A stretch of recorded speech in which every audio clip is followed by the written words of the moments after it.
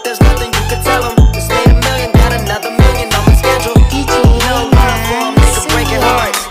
No keys, push to start. Yeah, you know what it is. Everything I do it big.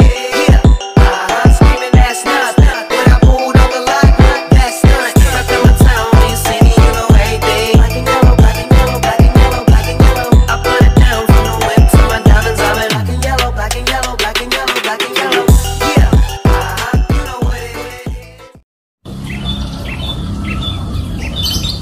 Breaking news, telah terjadi kecelakaan lalu lintas akibat mobil mengalami remblong di turunan curam. Wah, kenapa bisa ya kak? Mobilnya sampai nggak bisa berhenti?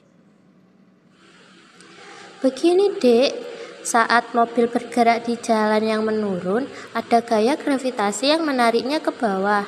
Semakin berat mobil dan semakin curam jalannya, semakin besar gaya yang menarik mobil itu.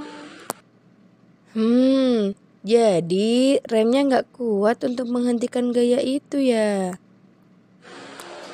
Betul sekali.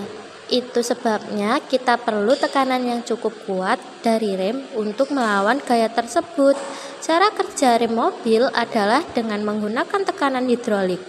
Ketika pengemudi menekan pedal rem, fluida dalam sistem rem akan ditekan. Oh, jadi fluida itu memberikan tekanan kemana ya kak? Fluida itu mengalir ke piston di dalam kaliper rem yang kemudian memberikan tekanan pada kampas rem. Tekanan ini akan menekan kampas rem ke dis rem sehingga mobil bisa berhenti. Jika remnya tidak berfungsi atau mengalami kebocoran, maka tekanan ini akan berkurang dan rem tidak bisa menghentikan mobil dengan efektif. Kamu mengerti, Dek? Mengerti. Jadi kalau tekanan remnya kurang, mobilnya tidak bisa berhenti. Ya, tepat sekali. Ini juga menjelaskan mengapa kita perlu melakukan pemeriksaan rutin pada rem mobil kita. Jika tekanan pada sistem rem tidak memadai, bisa berakibat fatal. Berarti penting banget untuk selalu menjaga kondisi rem agar tidak terjadi hal-hal yang tidak diinginkan.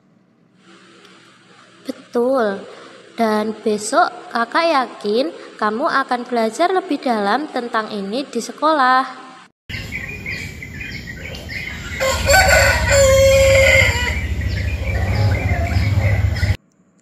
Selamat pagi anak-anak. Hari ini kita akan belajar tentang gerak, gaya, dan tekanan. Ada yang tahu apa yang terjadi jika gaya tidak seimbang pada suatu benda yang sedang bergerak? Saya tahu, Bu.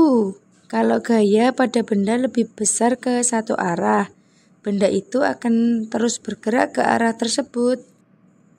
Benar sekali, Gina. Nah, bagaimana kalau benda itu tidak memiliki gaya yang cukup untuk melawan gerakannya? Seperti mobil yang remnya plong ya, Bu? Ya, contoh yang bagus, Gina. Ketika rem tidak bekerja dengan baik, tekanan dari rem tidak cukup untuk menghentikan mobil, sehingga gaya gerak akibat gravitasi menjadi lebih dominan dan mobil terus meluncur. Oh, jadi itu yang disebut tekanan dan gaya ya, Bu? Tepat sekali.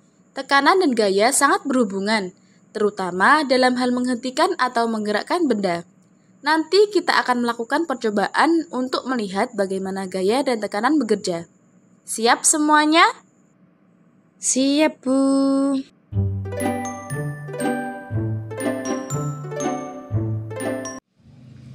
Nah, bagaimana teman-teman? Apakah kalian sudah paham tentang gerak, gaya, dan tekanan? Mari simak rangkuman dalam 3 poin berikut. Yang pertama, gerak dan gaya. Gerak terjadi ketika suatu benda mengalami perubahan posisi. Sedangkan gaya adalah dorongan atau tarikan yang mempengaruhi gerak benda tersebut. Seperti gerak gravitasi yang menarik mobil menuruni bukit. Jika gaya yang diberikan lebih besar ke satu arah, maka benda akan bergerak ke arah tersebut. Berikutnya, yang kedua adalah gaya dan tekanan. Tekanan adalah gaya yang bekerja pada suatu permukaan persatuan luas. Dalam sistem rem mobil, tekanan dihasilkan dari fluida hidrolik yang ditekan ketika pedal rem diinjak. Tekanan ini kemudian diteruskan ke kampas rem untuk menghentikan putaran roda. Selanjutnya, poin yang terakhir atau ketiga yaitu pentingnya tekanan yang cukup. Untuk mengendalikan atau menghentikan benda yang bergerak seperti mobil, diperlukan tekanan yang memadai.